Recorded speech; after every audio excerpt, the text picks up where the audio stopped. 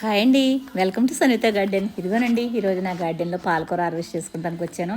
ఇదిగో చూసారా, చిన్న పార్ట్ అండి. ఇదైతే చాలా లోతు తక్కువ ఉంటుంది. ఈ పార్ట్లో నేను మరి ఈ పాలకూర వేసానండి. నేను చూసారా ఎంత బాగుంది. ఈరోజు హార్వెస్ట్ చేసుకున్నాను పాలకూర.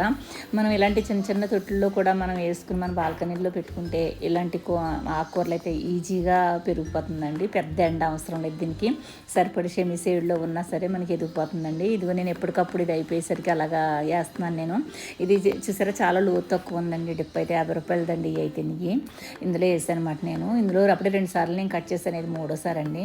చూసారు కదా, మరి ఈ ఎప్పటికప్పుడు మనకి సరిపడి ఎప్పుడు కావాలంటే అప్పుడు చక్కగా హార్వెస్ట్ చేసుకోవచ్చండి. ఏ మందులు కొట్టలేని ఆకుకూర మన ఇంట్లో మనం జిమ్ముకుని చక్కగా పెంచుకోవచ్చండి. మీరు కూడా తప్పకుండా మరి ఆకుకూరలు అయితే మాత్రం నెగ్లెక్ట్ చేయకుండా ఇలాంటి చిన్న చిన్న వాటిల్లో కూడా మీరు కూడా వేసుకుని కోసుకోవాలని కోరుకుంటున్నానండి. ఓకేనా, బాయ్ అండి.